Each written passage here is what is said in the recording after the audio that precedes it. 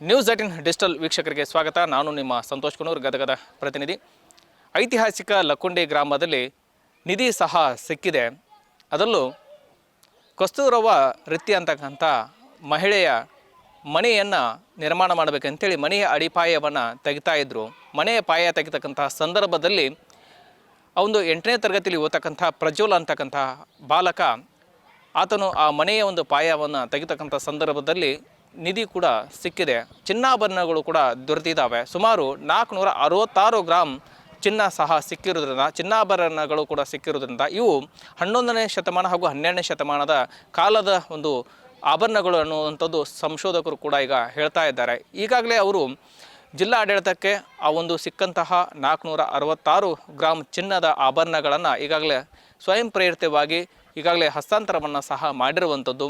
ಯಾಕಂದರೆ ಗದಗ ಜಿಲ್ಲಾ ಆಡಳಿತ ಸಂಪೂರ್ಣವಾಗಿ ಹೋಗಿ ಆ ಗ್ರಾಮಕ್ಕೆ ಭೇಟಿ ನೀಡಿ ಅಲ್ಲಿ ಗ್ರಾಮದಲ್ಲಿ ಸಿಕ್ಕಂತಹ ಏನು ಚಿನ್ನಾಭರಣಗಳಿದ್ದಾವೆ ಅವನ್ನೆಲ್ಲವೂ ಕೂಡ ವಶಕ್ಕೆ ತಗೊಂಡು ಈಗಾಗಲೇ ಅವುಗಳನ್ನು ಟ್ರೆಜರಿಯಲ್ಲಿಟ್ಟು ಈಗಾಗಲೇ ಅದರ ಬಗ್ಗೆ ಸಾಕಷ್ಟು ಸಂಶೋಧನೆಯನ್ನು ಆರಂಭ ಮಾಡಿದ್ದಾರೆ. ಯಾಕಂದರೆ ಈಗಾಗಲೇ ಒಂದು ಪುರಾತತ್ವ ಇಲಾಖೆಯ ಕೂಡ ಅಧಿಕಾರಿಗಳು ಕೂಡ ಗ್ರಾಮಕ್ಕೆ ಭೇಟಿ ನೀಡಿ ಆ ಗ್ರಾಮದಲ್ಲಿರ್ತಕ್ಕಂಥ ಏನು ಕಸ್ತೂರವ್ವ ಏನು ವೃತ್ತಿ ಅಂತಕ್ಕಂಥ ಮಹಿಳೆಯ ಈ ಮನೆಯ ಪಾಯವನ್ನು ತೆಗೆಯಲಾಗ್ತಾ ಇತ್ತು.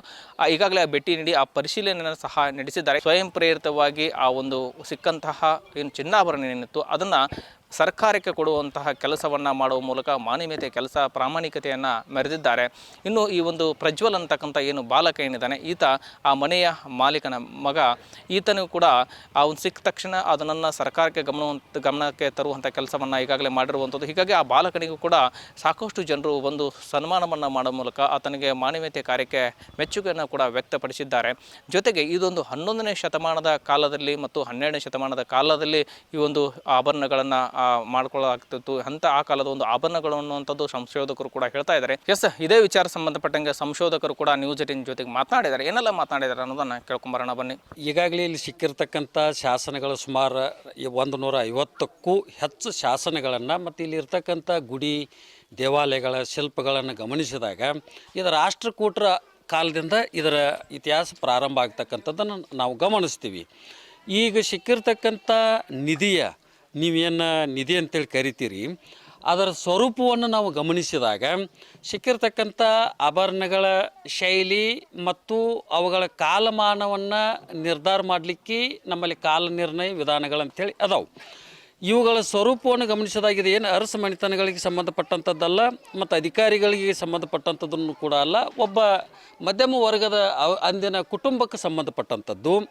ಮತ್ತು ಇವುಗಳ ಸ್ವರೂಪವನ್ನು ಗಮನಿಸಿದರೆ ಸುಮಾರು ಇವು 11 ಅಥವಾ 12ನೇ ಶತಮಾನಕ್ಕೆ ಸಂಬಂಧಪಟ್ಟಂಥ ಆಭರಣಗಳಂತೇಳಿ ನಾವು ಹೇಳಲಿಕ್ಕೆ ಸಾಧ್ಯ ಅದ.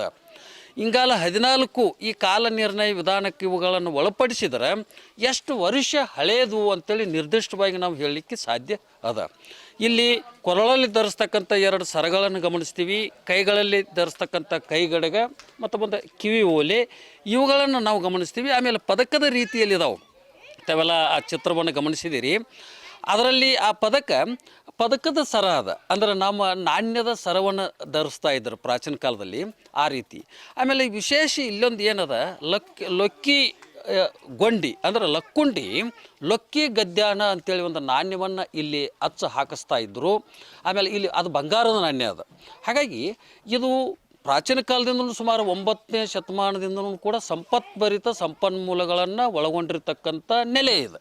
ಹಾಗಾಗಿ ಇಲ್ಲಿ ಸಾಮಾನ್ಯ ಈ ರೀತಿ ಸುಮಾರು ಒಂದು 20 ವರ್ಷದ ಹಿಂದೆ ಈ ನಾಣ್ಯಗಳನ್ನು ಕೂಡ ಸಿಗ್ತಾ ಇದ್ದವು ಗ್ರಾಮದ ಬೇರೆ ಹೊಲಗಳಲ್ಲಿ ಉಳುಮೆ ಮಾಡೋ ಸಂದರ್ಭದಲ್ಲಿ. ಈ ರೀತಿ ಸಿಗ್ತಕ್ಕಂಥದ್ದು ಸಾಮಾನ್ಯವಾದಂಥದ್ದು. ಇದು 11 ಅಥವಾ 12ನೇ ಶತಮಾನಕ್ಕೆ ಸಂಬಂಧಪಟ್ಟಂಥದ್ದು. ವ್ಯವಸ್ಥಿತವಾಗಿ ಇದನ್ನು ಅಧ್ಯಯನಕ್ಕೆ ಒಳಪಡಿಸಬೇಕು. ಇವುಗಳನ್ನು ಆಧರಿಸಿ ಸ್ಥಳೀಯ ಸಾಮಾಜಿಕ ವ್ಯವಸ್ಥೆಯ ಆಯಾಮಗಳನ್ನು ನಮಗೆ ರಚನೆ ಮಾಡಲಿಕ್ಕೆ ಸಾಧ್ಯ ಅದ. ವೀಕ್ಷಕರು ಕೇಳಿದಲ್ಲ ಸಂಶೋಧಕರ ಮಾತನ್ನು. ಇನ್ನು ಇದೇ ವಿಚಾರ ಸಂಬಂಧಪಟ್ಟಂಗೆ ಇನ್ನು ಹೋಗಿ ಆ ಗ್ರಾಮದ ಏನು ಕಸ್ತೂರವ್ವ ವೃತ್ತಿ ಅವರ ಮನೆಗೆ ಹೋಗಿ ಭೇಟಿ ನೀಡಿ ಅಲ್ಲಿ ಕಟ್ಟಿರ್ತಕ್ಕಂಥ ಏನು ಪಾಯವನ್ನು ಏನು ತೆಗಿತಾ ಇದ್ರು ಆ ಸ್ಥಳಕ್ಕೆ ಏನು ಭೇಟಿ ನೀಡಿದಂಥ ಏನು ಪುರಾತತ್ವ ಇಲಾಖೆಯ ಅಧೀಕ್ಷಕರು ಕೂಡ ಭೇಟಿ ನೀಡಿದ್ರು, ರಮೇಶ್ ಮೂಲಿಮನಿ ಅಂತೇಳಿ. ಅವರು ಕೂಡ ನ್ಯೂಸ್ 18 ಜೊತೆಗೆ ಮಾತನಾಡಿದ್ದಾರೆ. ಏನೆಲ್ಲ ಮಾತನಾಡಿದ್ದಾರೆ ಅನ್ನೋದನ್ನ ಕೇಳ್ಕೊಂಬರೋಣ ಬನ್ನಿ. ನೀವು ನಿಧಿ ಅಂತ ಏನು ಹೇಳ್ತೀರಿ, ಅದನ್ನು ತೆಗೆದು ನೋಡಿರಿ. ನಿನ್ನೆ ನಾನು ಮಾಧ್ಯಮದೊಳಗೆ ನಿಮ್ಮ ಮಾಧ್ಯಮದ ಮುಖಾಂತರ ನಾನು ನೋಡಿದ್ದು, ಅದರಲ್ಲಿ ಆದಷ್ಟು ಮುರಿದಂಥ ಆಭರಣಗಳಿದಾವೆ. ಸೊ ಸಾಮಾನ್ಯವಾಗಿ ಇದು ಆ ಮನೆಯ ಒಂದು ಅಡುಗೆ ಮನೆಯೊಳಗೆ ಸಿಕ್ಕಂಥ ಒಂದು ವಸ್ತುಗಳಿವು. ಅವು ಅಡ್ಕಲ್ ಗಡಿಯೊಳಗೆ ನಮ್ಮ ಹಿಂದಿನ ಕಾಲದಾಗ ಅಜ್ಜ ಮುತ್ತಜ್ಜರುಗಳು ಏನು ಮಾಡ್ತಿದ್ರು, ಟ್ರಿಜರಿ ಅದು ಇರಲಾರ್ದಕ್ಕೆ ಅದ್ರೊಳಗಡೆ ಹೋಗೋದು. ಎಲ್ಲಿ ಹೋಗಿತಿದ್ರು ಅಂತಂದ್ರೆ ಗೊತ್ತಾಗಬೇಕಂತಂದು ಒಲಿ ಅಂತಲೇ ಹೋಗದಿಡ್ತಿದ್ರು. ಒಂದು ಪದ್ಧತಿ ಇತ್ತು ಹಳೆ ಕಾಲದಾಗ. ಸೊ ಆ ರೀತಿಯಾದಂಥ ಸಿಕ್ಕಂತ ಈಗೂ ಅದ ಒಂದು ಸ್ಥಿತಿ ಒಳಗೆ ಇದು ಸಿಕ್ಕದ. ಆದ್ರೆ ಒಂದು ಅದ್ಭುತವಾದಂಥ ಕೆಲಸ ಅಂದ್ರೆ ಯಾವ ಕಾಲದ್ದು ಏನು ಅಂತ ಅನ್ನೋದನ್ನು ಸ್ಪಷ್ಟವಾಗಿ ಅವುಗಳನ್ನು ನಿಖರವಾಗಿ ನೋಡಬೇಕಾಗ್ತದೆ. ಸೊ ಆದಷ್ಟು ಭಗ್ನವಾಗಿ ಅಂದ್ರೆ ಮುರಿದಿದ್ದು ಅದಾವು. ಸೊ ಅದ್ರ ಜೊತೆಗೆ ಏನರ ನಾಣ್ಯ ಸಿಕ್ಕಿತ್ತಂದ್ರೆ ಇನ್ನೂ ಗಟ್ಟಿ ಬಂಗಾರದಂಥ ಆಭರಣಗಳು ಕೆಲವೊಂದು ಅಂಶಗಳು ಸಿಕ್ಕಿದ್ರೆ ಅದರೊಳಗಡೆ ನಾವು ನೋಡ್ಬೋದಾಗಿತ್ತು. ಹೌದಪ್ಪ, ಇದು ಮತ್ತು ಇತಿಹಾಸಕ್ಕೆ ದೊಡ್ಡ ಪ್ರೇರೇಪಣೆ ಕೊಡ್ತೈತಿ ಅಥವಾ ಒಂದು ನಮಗೆ ದೊಡ್ಡ ಆಧಾರ ಆಗ್ತೈತಿ ಅನ್ನೋ ಉದ್ದೇಶದಿಂದ ನಾವು ಹೇಳ್ಬೋದಾಗಿತ್ತು. ಅವುಗಳನ್ನು ಸಂಗ್ರಹ ಮಾಡಿ ಸೇಫ್ಟಿ ಕಸ್ಟಡಿ ಒಳಗಡೆ ಟ್ರೆಜರಿ ಒಳಗೆ ಇಟ್ಟಿದ್ದಾರೆ ಅಂತ ನಿನ್ನೆ DC ಸಾಹೇಬರು ಮತ್ತು SP ಅವರು ಹೇಳಿದ್ದಾರೆ. ವೀಕ್ಷಕರು ಕೇಳಿದ್ರಲ್ಲ ಏನು ಅಧೀಕ್ಷಕರ ಮಾತನ್ನು. ಯಾಕಂದರೆ ಪುರಾತತ್ವ ಇಲಾಖೆ ಅಧಿಕಾರಿಗಳು ಕೂಡ ಹೋಗಿ ಭೇಟಿ ನೀಡಿ ಪರಿಶೀಲನೆ ಮಾಡಿ ಈ ಒಂದು ಸಿಕ್ಕಂತಹ ಚಿನ್ನಾಭರಣ ಯಾವುದು, ಯಾವ ಕಾಲದ್ದು, ಜೊತೆಗೆ ಇದು ಯಾರಿಗೆ ಸೇರಿದ್ದು ಅನ್ನೋದ್ರ ಬಗ್ಗೆ ಸಾಕಷ್ಟು ಈಗಾಗಲೇ ಸಂಶೋಧನೆ ಮಾಡಿ ಅದರ ಬಗ್ಗೆ ಪರಿಶೀಲನೆ ಮಾಡ್ತೀವಿ ಅನ್ನೋಂಥ ಮಾತನ್ನು ಕೂಡ ಹೇಳ್ತಾ ಇದ್ದಾರೆ. ಒಟ್ಟಿನಲ್ಲಿ ಲಕ್ಕುಂಡಿ ಗ್ರಾಮದಲ್ಲಿ ಸಿಕ್ಕಂತಹ ಏನು ಚಿನ್ನ ಆಭರಣ ಏನಿದೆ ಇದರ ಬಗ್ಗೆ ಸಾಕಷ್ಟು ಕೂಡ ಚರ್ಚೆ ಆಗ್ತಾ ಇದೆ. ಇದು ಯಾವ ಕಾಲದ್ದು, ಯಾರಿಗೆ ಸಂಬಂಧಪಟ್ಟದ್ದು, ಏನು ಈ ಚಿನ್ನಾಭರಣ, ಇದು ನಿಧಿಯೋ ಅಥವಾ ಇದರ ಬಗ್ಗೆ ಹತ್ತಾರು ವಿಷಯಗಳು ಕೂಡ ಚರ್ಚೆ ಆಗ್ತಾ ಇದ್ದಾವೆ.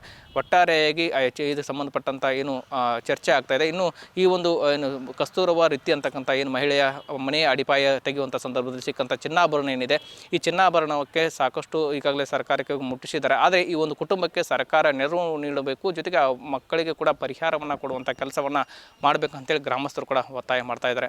ವೀಕ್ಷಕರೇ, ವಿಡಿಯೋ ನಿಮಗೆ ಲೈಕ್ ಮಾಡಿ, ಕಮೆಂಟ್ಸ್ ಮಾಡಿ, ಶೇರ್ ಮಾಡಿ.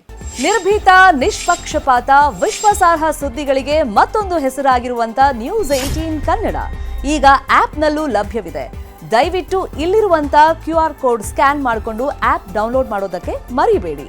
ನಿಮ್ಮ ಬೆಂಬಲ ಹೀಗೆ ಸದಾ ನಮ್ಮೊಂದಿಗಿರಲಿ. ಧನ್ಯವಾದ.